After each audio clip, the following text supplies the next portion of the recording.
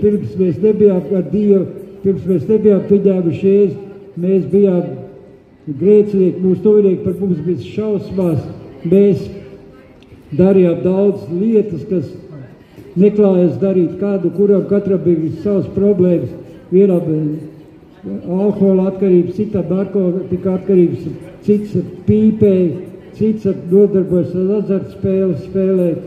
Tā mums bija katram cilvēkam, kas nav ar Dievu, viņš ir kādā grēcīga, viņam ir grēcīga daba un viņam tas viss pieaug. Bet tad, kad cilvēks nāk pie Jēzus, viss no viņa dzīve aiziet, viss tā tumsa aiziet.